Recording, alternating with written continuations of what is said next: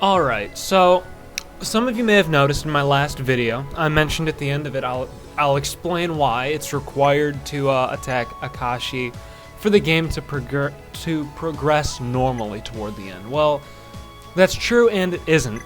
Currently, because of Mori having taken over Tanegashima, which they don't always have to do, and because of Takeda still existing in the back here, Akashi isn't really required. Now, I had always intended to take Takeda, and honestly, I may still, and I may not. It depends what Mori does. I like Mori a lot more than Takeda, so I'll see what's up there. But I'll explain what I'm talking about, basically.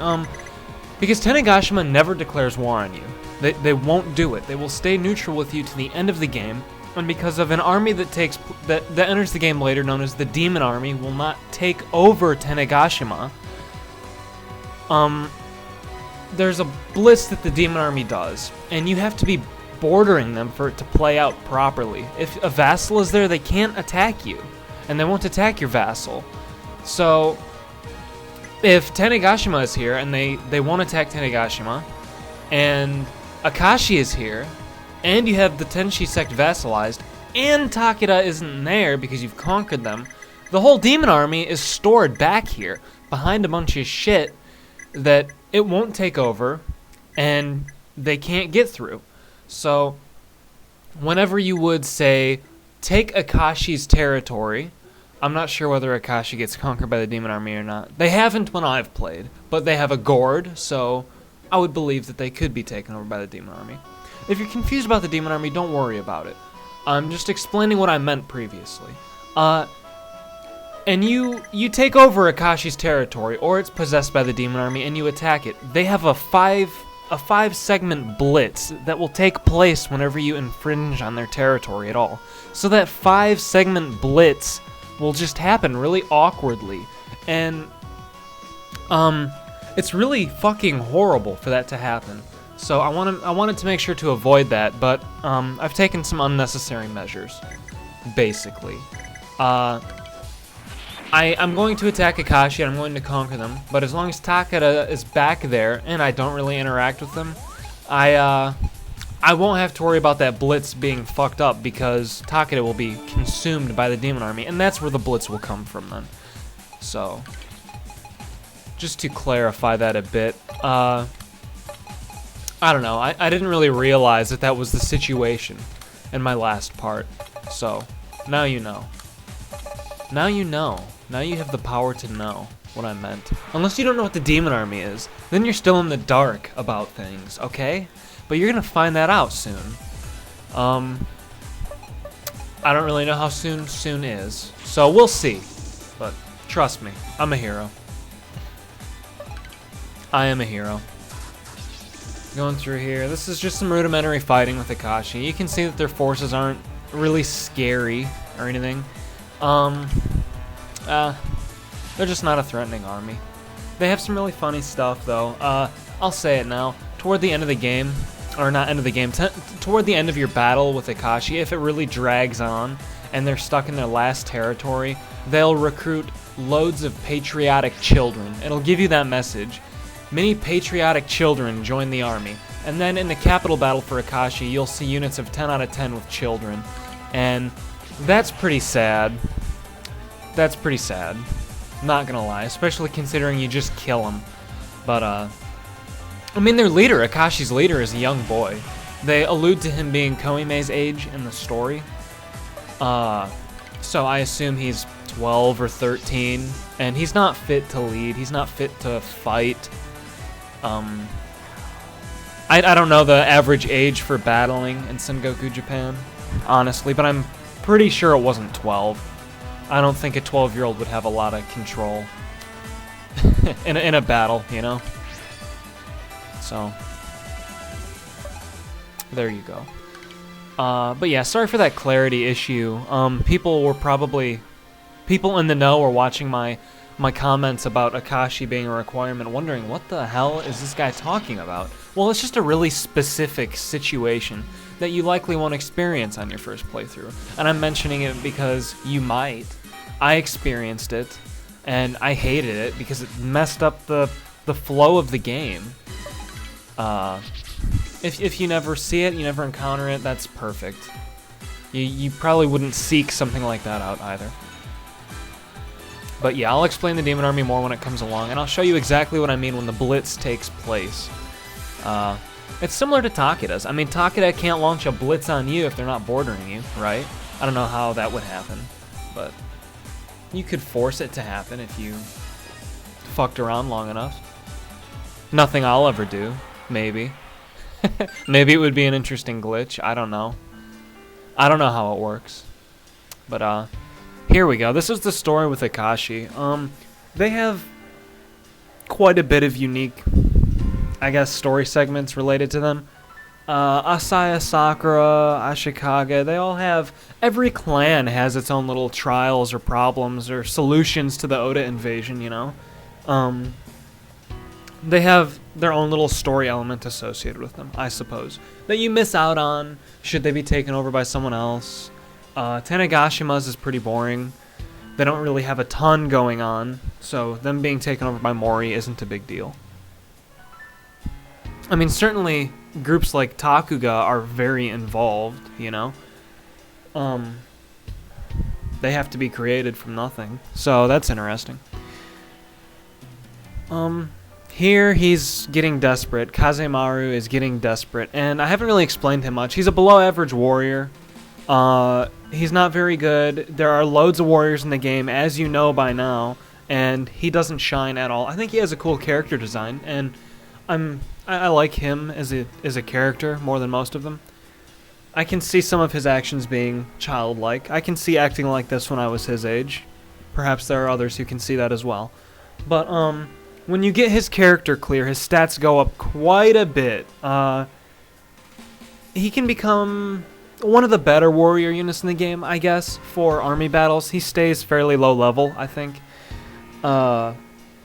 Interestingly, Akashi Kazemaru is a requirement to recruit Dokuganryu Masamune. That's important, because, well, that'll be in a character obtainmentation. I'm not going to cover that all here, but note that having a character cleared Akashi Kazemaru is required to recruit one of the yokai women and their leader, the gigantic eyeball, from the Dokuganryu province, or territory, Ziz. I think they've got to. Yeah, they have to. Probably. Yeah, they have to. So, that's how it goes. That really threw me off my first time. I had no idea. I'm sure, like, it's really, really... If it wasn't for, that Sengoku Rance wiki, I wouldn't have found that out. It's so obscure, and it's barely related. Basically, okay, I'm going to have to explain it because I've talked about it. The first yokai girl, the Cyclops, Cyclops are rumored for being strong, right? Well, you have to get this guy's character clear because it gives him a Nue that has chains and cinder blocks tied to it. And in the CG with the Cyclops girl, Rance has her hands tied together, or her feet with those chains. There you go. What's a Nue girl? You're about to find out what a Nue girl is. I think I'm pronouncing it right. It's been a while. It's a short word like that. I think it's Nue. It could be... I don't know what else it would be. That's probably what it is. We'll see when it shows up. And here's the secret laboratory. Yeah, Nue. There you go. It's in the top left. It's their warehouse. It's where they're stored. And these are why Akashi puts a dent in your progress. Basically, the Nue, as Kazemaru's dad said, is Akashi's secret weapon. He led Kazemaru to them, knowing that Kazemaru would see that letter should his father have died, and he's in a dire situation. So Kazemaru goes to the warehouse, and inside the warehouse he finds these containers with women in them. They just happen to be gorgeous women, and maybe they're based on something. Obviously, something like this wasn't real in Sengoku Japan. But a Nue may have been a unique assassin in the time period, parallel to a ninja. I don't know. I didn't look it up. They may be completely fictitious. In any case, attacking Akashi when they have the Nue will be an auto loss in 3 situations. There are only I think 3 Nue, 2 that look like this, and 1 that looks very different, much more vibrant and beautiful. They attack. It's like Isoroku's assassination sequence on Rance toward the beginning of the game. It's just an auto loss. Excuse me. You don't need Rance. You don't need Rance to fight to lose. It could be anybody. So it's possible to deploy a 10 out of 10 unit and auto lose, and that's all you lose. They don't die. It's just over. You know. That happens 3 times, and then it's over with. Then you can easily sweep through Akashi and take them over. And one of those Nue are what are added to Kazemaru's unit when you get his character clear. The prettier one. You'll see her coming up. She has a specific name, which eludes me at this point. But she has 2 H scenes. And you have to find her. You have to go out of your way to get her, I guess. She doesn't just fall into your territory, into your lap. This battle here may be a loss from a Nue. I don't recall. In either case, I don't have any other forces attacking me, and I can full deploy for it. Just for the hell of it, you know? I mean, why not? That would be fine either way. Yeah, it's a Nue loss. So, they show you what's going on here with them, and what to be prepared for. It's really not that bad. It's kind of annoying when you're just trying to speed through something, but they aren't that annoying. I think it's tolerable. They describe it in the scene as just she's basically immune to pain, and they charge for commanders with an Oda. So Rance is in a very serious situation when they're on the field, and it just makes you lose because other commanders are killed. You know, one's not important enough for you to control, but ones that are important enough to be thrown into the story randomly. So that goes on. The last Nue doesn't actually do anything like this, and she's significantly less powerful than the other Nue when she's on your team. She gives Kazemaru like a 50 damage bonus, and that's it. So, and I think if I read the dialogue properly, there are male and female Nue. Interesting. I don't think they talk about how they're made. They're not really people though. They're just things. They're like, I don't want to say androids. Oh God, but they're things. They're not really people. Yeah, there is nothing you can do to avoid this, as far as I know. I mean, maybe exploiting it with battle permits would be possible to get through a bunch of these. That would be weird. Or maybe they would all just come at you right on the last castle. I'm really unsure of that. I've never tested it myself. Battle permits, gosh, I shouldn't explain them. I shouldn't talk about them so frequently until I have them and can show you what they do. But there are a lot of opportunities to exploit the game with those. And I just really use them, as I've said. But this one's named Ikuno, right? Okay. All of the Nue, I guess, are named. I think this one dies in this scene here. The other one survives 2 scenes and then dies. And again, Akashi is the only army in the game to have these, fortunately. Something else to know. When you conquer Akashi, Kazemaru, you have 3 options with them. You can kill him outright, which I've never done. You can imprison him and then recruit him later, which you'll likely want to do. That's the most beneficial one, as it's the only one where you get anything. Either to imprison him and then release him for a Pokeru, or simply recruit him later. That's the only one that gives you anything.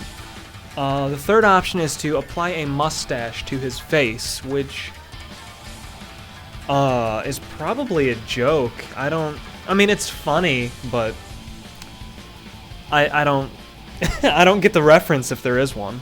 So, and we also haven't seen too many references, or I haven't seen any that I could call out recently either. There are a lot. I mean, I said there were loads in the game, and I wasn't making it up. There are lots of references. We'll see more. I mean, the Nue may be a reference, for all that I know. Like I said, it may be a historic reference, it may not be anything. So, And it's impossible to continue fighting. We've suffered a huge loss. All right. Okay, let's go back to the map screen and see the damage. Open up my troop window. They're all fully healed. Wow, that guy was right. Good thing we pulled the fuck out of there, you know? Wouldn't have wanted to lose by default. But it's a great success because of the Nue. And the older men hide from Kazemaru what happens to the Nue. Because he's a young boy, you know? He cares about them. He's not old enough or disciplined enough to be immune to the loss of life that takes place in war. Which is very 12-year-old-ish. So, I appreciate that. His actions with the later Nue are also very childlike. Yeah. But he's kind of in a situation right now. He's ruling more than... No, maybe not more than Koime.